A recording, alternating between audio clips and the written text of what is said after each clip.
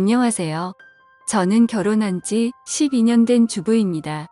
저에게는 남들이 부러워할 만한 스펙을 가진 남편이 있어요. 돈도 잘 벌고 인성도 좋아서 친구들은 제게 시집 잘 가서 부럽다는 이야기를 만날 때마다 하곤 했죠.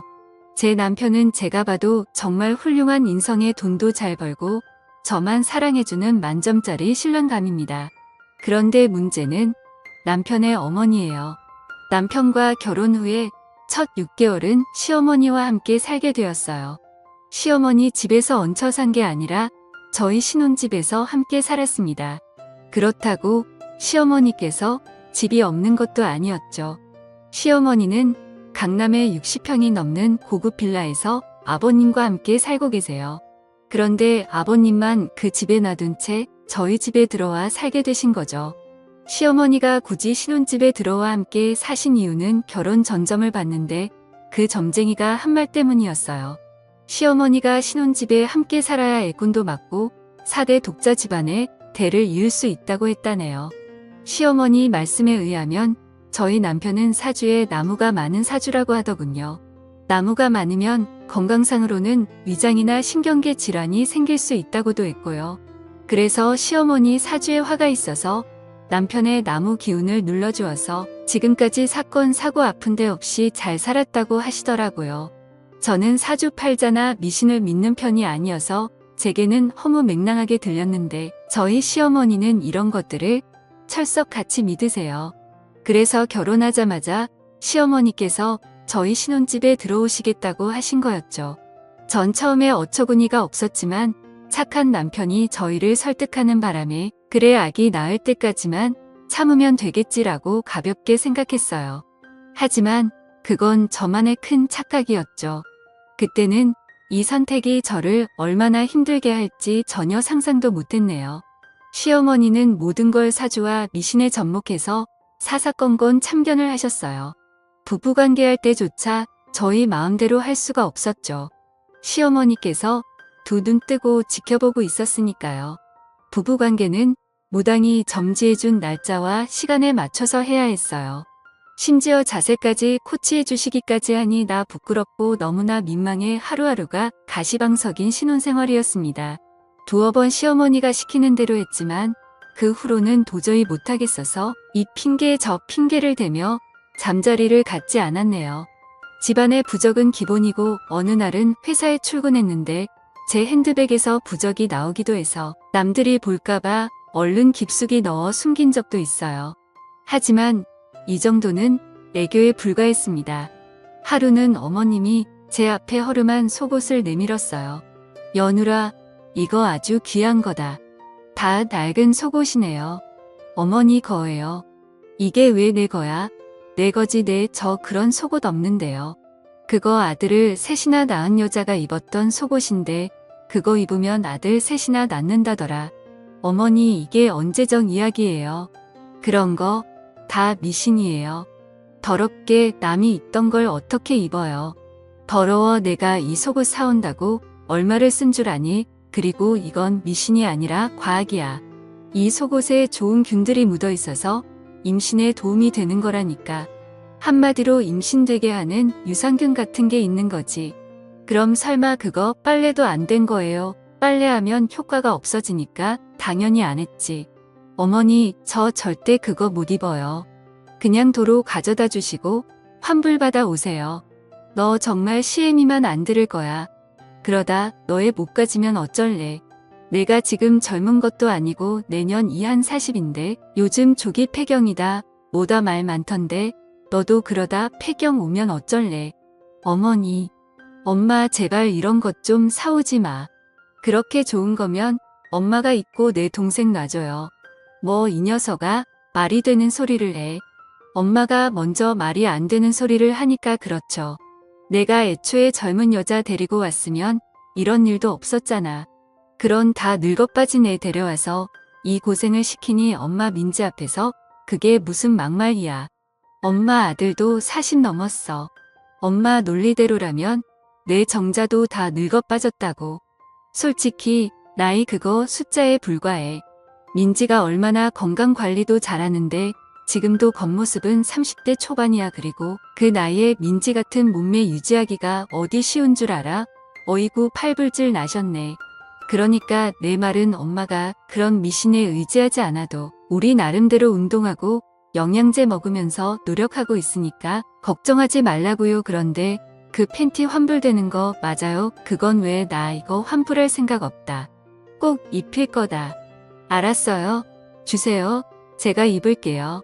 제가 입어도 간접적으로 효과 있겠죠. 아이고 됐어. 환불할 테니까 일이네. 저는 남편과 시어머니가 대화하는 동안 한마디 말도 못하고 둘의 대화만 듣고 있었네요. 시어머니의 저런 독한 말씀에 가슴이 무너져 내렸어요.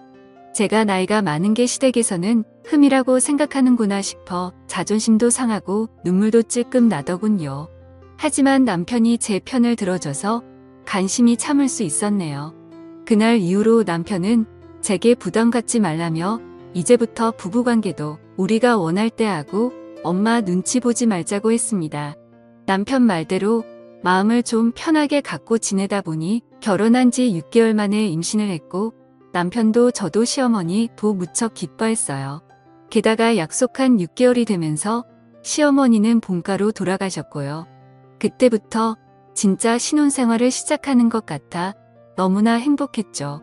남편과 함께 태교를 하며 딸일지 아들일지 얘기도 나누고 나중에 어떤 직업을 시키면 좋겠다는 등 너무도 먼 미래를 꿈꾸며 행복에 가득 차 있었습니다. 아이는 뱃속에서 무럭무럭 자랐고 저는 이제 누가 봐도 임산부답게 배가 불룩 튀어나왔었어요. 남편은 이런저런 소리를 보며 배불뚝이라고 놀렸지만 그런 놀림이 싫지만은 않았습니다. 하루는 집에서 설거지를 하고 있는데 밑이 축축하더군요. 화장실에 가서 확인을 해보니 피가 섞인 분비물이 나와 있었어요. 저는 바로 병원에 갔고 병원에서는 늦게 왔으면 길에서 아기를 낳을 뻔했다며 응급수술을 해야 할지도 모른다고 했습니다.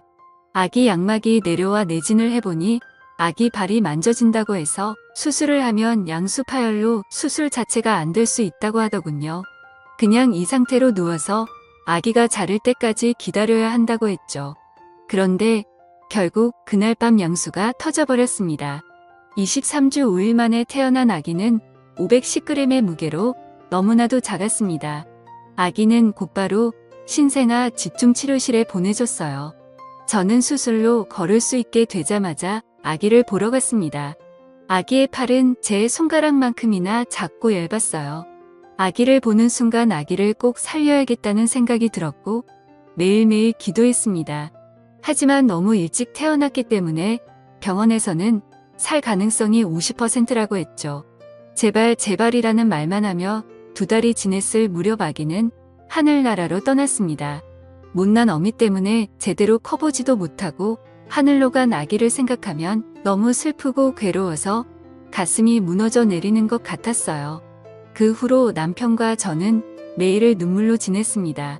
그러던 어느 날 시어머니께서 제 보약을 지어서는 집으로 오셨어요. 시어머니도 아기에 대한 기대가 무척 컸기에 많이 속상해하셨죠. 그런데 곧 명절을 앞두고 시어머니께서 살 명절에 본가에 오기 전에 작은 산 위에 밥이랑 국을 떠서 모시라고 신신당부를 하시더라고요. 어머님 밥이랑 국은 왜요? 집에 있는 신한테 애올려야 돼. 너희 집에 신이 안 좋다는구나. 저는 아이를 잃은 지 얼마 지나지도 않았는데 시어머니가 또 미신 얘기를 들먹이자 기분이 좋지 않았습니다. 그리고 왠지 떠난 아기 때문에 그러시는 것 같아 느끼지 않았어요. 결국 전 시어머니께 그건 안 하고 싶다고 말씀드렸죠. 그랬더니 시어머니는 버럭하시며 말씀하셨어요.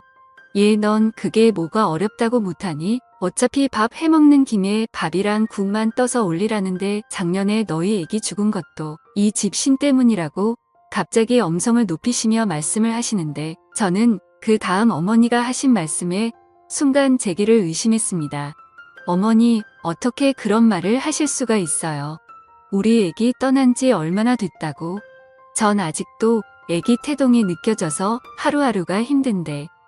나는 뭐 그러고 싶어서 그러니 용한 점쟁이가 그렇게 해야 애가 좋은 데로 떠난다는데 어쩌니 그럼. 전 그동안 어머님이 저한테 물어보지도 않고 온 집안에 부적을 붙이실 때도 아무 말 안 했고요. 저한테 한마디 상의 없이 굿한다고 사람들 불렀을 때도 싫은 소리 한 번 안 했어요. 그런데 어떻게 애기 문제를 신 때문이라고 얘기하시냐고요. 이날 저는 처음으로 시어머니께 되들었습니다. 남편도 그런 제 모습에 놀라 지켜만 보다가 남편도 언성을 높이더라고요. 엄마 제발 그만 좀 해. 이제 그만 집에 가세요. 라며 어머니를 집 밖으로 내보냈습니다.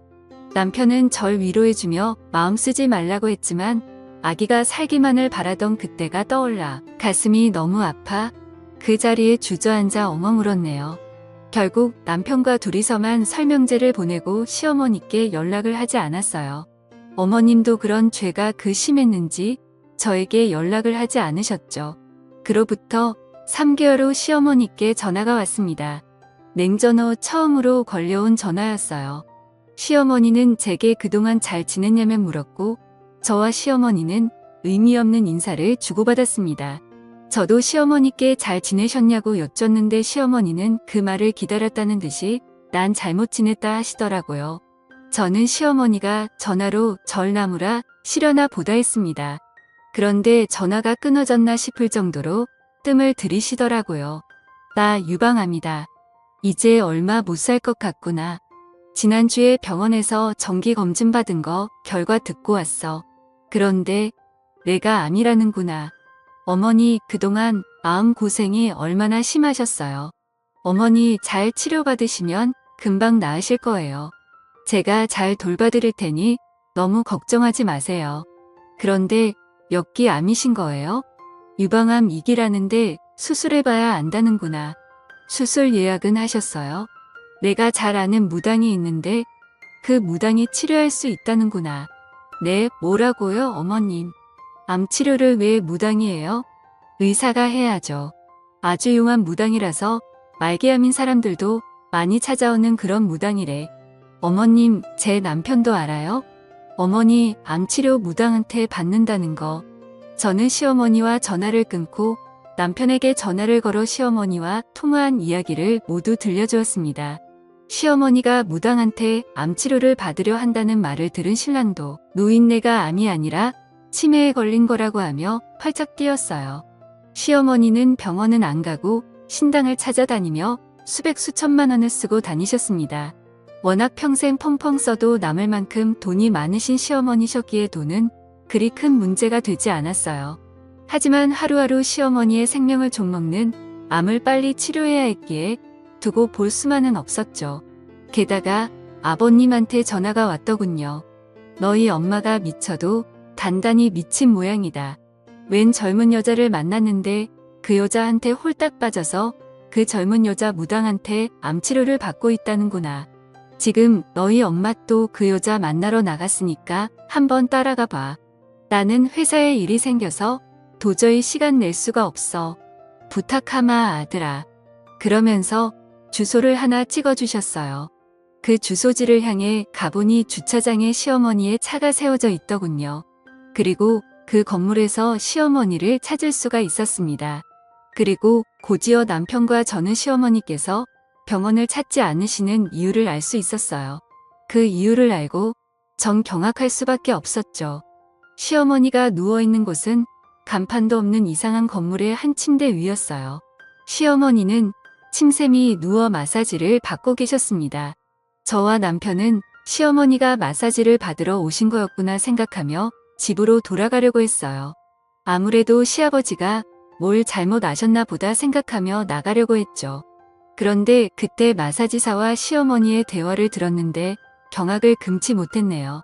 암치료 마사지 꾸준히 하시면 저절로 나으실 거예요. 어떠세요? 벌써 몸이 좀 가벼워진 것 같지 않으세요?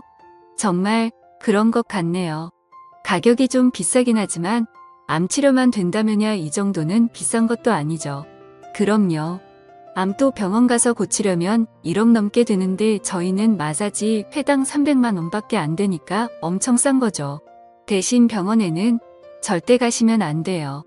마사지로 기의 흐름을 다 잡아놨는데 병원 가서 치료받으시면 지금까지 한 일들이 다 허사가 되거든요. 알겠어요. 꼭 명심할게요. 다음번엔 침술도 시작하겠습니다. 침술은 회당 1,000만 원인데 괜찮으시겠어요? 1,000만 원이요? 원래는 1,000만 원인데 우리 회원님은 마사지도 받고 계시니까 특별히 500만 원에 해드릴게요. 하루빨리 쾌차하셔야죠. 아유, 감사합니다. 이렇게 마음씨 좋으신 무당 선생님 만나서 제가 참 복받았네요. 저도 치료 열심히 받고 얼른 낫도록 할게요. 알고 보니 시어머니는 암치료라며 고액의 마사지를 받고 있었어요. 게다가 다음번엔 침술까지 한다니 이러다 사람 잡겠다 싶더라고요. 시어머니는 마사지를 모두 받고 집으로 돌아가셨고 남편과 저는 건물 계단에 숨어 있다가 다시 들어가 그 사기꾼 무당을 만나러 갔습니다. 남편은 화가 머리끝까지 나 있는 상태였죠. 잠깐 저 좀 보시죠. 누구시죠? 저 방금 당신이랑 있던 사람 아들입니다. 우리 엄마를 어떻게 꼬드긴 건지 모르겠지만 이게 사람이 할 짓입니까? 겁주는 말로 암 환자들 병원에 가서 치료도 못하게 하고 아무리 돈이 좋다지만 해도 너무하는 거 아니냐고요. 불쌍한 사람들 대상으로 사기나 치고 말이야.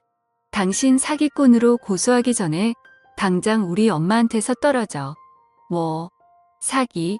어따 대고 사기꾼이래. 그렇게 남편과 사기꾼이 실랑이를 벌리는데 갑자기 딸랑 소리와 함께 2명의 남자가 들어왔어요. 경찰입니다. 박무당 씨 당신을 불법 시술 및 살인죄로 체포합니다. 살인죄라니? 결국 침술로 사람을 죽였다는 말에 저와 남편은 너무 놀라 입이 다물어지지 않았어요. 하마터면 시어머니도 불법 침술을 받아 저 세상을 갈 수도 있었겠구나라는 생각에 몸이 덜덜 떨렸습니다. 여보, 우리 어머님도 정말 큰일 날 뻔한 거 아니야? 그러게. 사람 목숨 가지고 장난치는 것들은 콩밥을 먹어봐야 돼. 남편은 그 여자가 경찰에 붙잡혀가는 걸 동영상으로 촬영한 후 시어머니께 보여드렸습니다. 시어머니는 충격을 받으시고는 알아두우셨고 점집도 병원에도 가지 않으셨어요. 다음날 저와 남편은 작당 모의를 해서 어떻게든 어머님을 병원에 모시고 가기 위해 작전을 짰습니다. 연기자분을 고용해서 무당인 척 속이고 시어머님 집으로 찾아갔습니다. 엄마, 아내가 진짜 용하다는 무당 데려왔어. 오늘 당장 구슬해야 된다고 해서. 고맙다, 며느라가. 내가 날 이렇게까지 생각해주는 줄 몰랐다. 몸져 누워있던 시어머니는 용한 무당이라는 소리에 언제 그랬냐는 듯이 일어나셨어요. 그날 무당은 구판을 벌였고 집에서는 방울 소리가 울려 퍼졌습니다. 방울을 흔들고 제자리 뛰기를 연신하던 무당은 멈춰서더니 시어머니를 향해 한마디 했습니다. 너 지금 여기서 뭐 하는 거야? 마귀가 온 사방에서 내 몸에 달라붙었는데 당장 내가 말한 대로 안 하면 너 죄명에 못 살아. 제발 저 좀 살려주세요. 당장 이 집에서 동북쪽으로 5km 내에 있는 병원으로 가. 그리고 유시성을 가진 의사한테 가서 수술해 달라고 해. 그럼 무조건 살아. 내 말 알아들었어? 이 미련한 거자. 예, 알겠습니다. 아이고, 고맙습니다. 고맙습니다. 시어머니는 무당 앞에 엎드려 절하며 연신 고맙다는 말을 하고는 무당이 돌아간 후에 병원에 전화를 걸어 예약을 잡으셨습니다. 그 후로 그 병원에서 수술도 받고 치료도 하며 유방암을 이겨나가셨어요. 저는 시어머니 댁에 매일 들러 항암에 좋은 반찬들과 식사를 준비하고 저녁이면 신혼집으로 돌아오곤 했네요. 그러던 어느 날 시댁에서 상을 차리고 있는데 전화가 한 통 걸려왔습니다. 시어머니가 전화를 받으시더니 연신아이고 신령님 감사합니다. 라는 말을 반복하시더라고요. 그러더니 전화를 끊었습니다. 시어머니께 무슨 전화냐고 물으니 그때 부태주고 간 무당이 전화와서는 나보고 이제 다 나았다고 앞으로 몸에 좋은 것만 먹고 운동만 하면 오래 살 수 있다는구나. 그리고 앞으로 점집이나 무당 곁엔 월신도 하지 말라면서 신신당부를 하네. 내가 암에 걸린 것도 그런 게서 악기가 따라온 거라는데 이제 무서워서 점집에도 못 가겠구나. 암튼 내 덕에 내가 다 나았다. 정말 고맙다. 라고 했습니다. 제가 모려 어머님 그동안 치료받으시느라 고생 많으셨죠라고 대답하고 시어머니를 보는데 눈에 눈물이 고이셔서는 우물쭈물 하시더라고요. 저에게 무슨 말을 하려고 하시는 것 같아 잠시 어머님 앞에 서 있었죠. 잠시 후 시어머니는 어렵게 입을 열셨습니다. 세아가 내가 그때 일은 정말 미안했다. 난 너희 부부 잘 되게 하려고 그런 건데 내 마음에 상처를 준 것 같구나. 내가 싫다면 나도 이제 그만둬마. 아기 갖는 것도 부담 갖지 말고 마음 편히 하거라. 나도 시집 와서 진누나 키 전까지 시어머니한테 구박받고 달달 볶였었는데 시어머니가 나한테 했던 것처럼 너한테 내가 똑같이 한 것 같아서 부끄럽다구나. 그리고 너한테 막말했던 것들은 다 잊어주렴. 너도 사돈 때 귀한 딸 자식인데 내가 내 아들 나이 많은 건 생각 안 하고 너한테만 너무 나무랐어. 이 못난 시애미가 미안했다. 전 시어머님의 진심 어린 사과에 마음 깊숙이 박혀있던 가시가 빠져나가는 기분이었고 저도 눈물이 나 잊고 있던 앞치마로 연신 눈물을 훔쳐냈네요. 그 후로 저희 고부 사이는 다시 좋아졌습니다. 전 집으로 돌아와 남편에게 그날 일을 이야기했죠. 남편은 제 이야기를 다 듣고 난 후 저를 안아주며 말했어요. 당신 정말 고마워. 당신이 우리 엄마 살린 거나 마찬가지야. 그때 말한 대로 용한 무당이라고 연기자 세워놓고 연기한 덕분에 엄마가 병원 가서 수술한 거잖아. 나도 설마 이게 통하겠어 싶었는데 우리 엄마가 이렇게 미신에 푹 빠져 있는 줄은 몰랐어. 덕분에 당신 계획이 통했지만 말이야. 이제 그 가짜 무당시켜서 점집에 절대로 오면 안 된다고 일러줬으니까 앞으로 또 미신 얘기하실 일은 없을 거야. 그렇게 시간은 흘러 벌써 10년이 지났네요. 그 사이 저는 아들만 셋을 낳아 잘 키우고 있어요. 저희 시어머니는 운동에 취미가 생겨서 그 어렵다는 필라테스며 타바타며 하나씩 마스터해 가고 계세요. 요즘은 홈트에 빠지셔서는 집 안한 구석에 홈짐을 만들어 놓으셨어요. 운동 안 하시던 아버님도 덩달아 운동하시며 건강하게 살고 계십니다. 전 사람의 인생이란 누군가가 정해주는 게 아니라 스스로 개척해 나가는 거라고 생각해요. 가끔 재미삼아 오늘의 운세 정도 보는 거면 몰라도 비싼 돈 들여가며 무당의 말을 맹신하는 건 인생의 낭비입니다. 노력만이 내 바람을 하나씩 이뤄주는 것이지 무당들의 허언된 말 한마디에 결정되는 인생은 없다고 생각합니다. 제 이야기는 여기까지입니다. 긴 글 읽어주셔서 감사합니다.